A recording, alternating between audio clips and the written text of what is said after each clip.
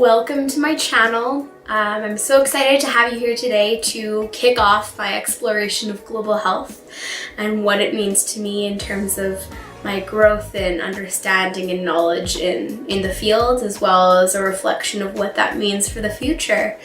So to kind of start with my reflections of the first seminar that we had is just an understanding that my previous experience in global health, as much as I believe that it has the capacity to inform what I learn in the coming months, also has the capacity to detract from what I have to gain in terms of growth.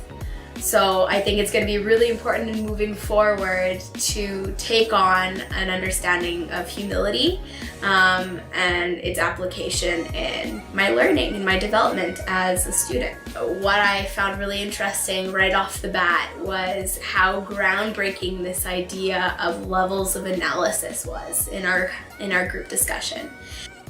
I think in terms of levels of analysis and this understanding that we're going from broad or international level organizations to kind of more local organizations that are more tangible is this sense of priority and where these different networks fit in with one another. And for that, I think it just kind of opened my mind to the real complexity of addressing health issues internationally. And addressing issues that are transnational, because that just introduces a whole other sphere of players, so to speak.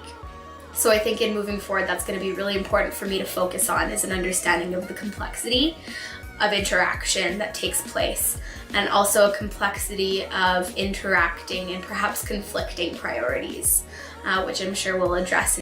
So the second thing I wanted to talk about is some of the concepts from this week's TED Talk.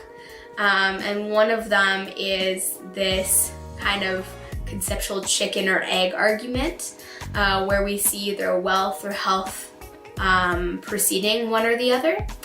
And what I mean by that is I definitely thought, with my experience in the Health and Society program and an understanding of social determinants of health and socioeconomic status, that if you improve the income or the wealth of an individual or a community, then by all means their health is going to improve.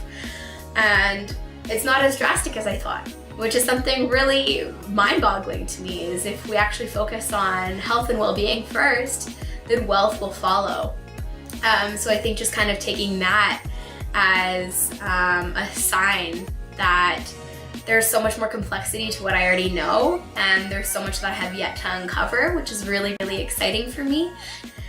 And so what I wanted to kind of conclude with is that I think in moving forward, it's not going to be as linear as a game of telephone where you have one organization delegating the tasks or information to another, but rather it is this huge globe and network of communication between these different parties that have different understandings of the world and different perceptions of what is well-being and what is global health.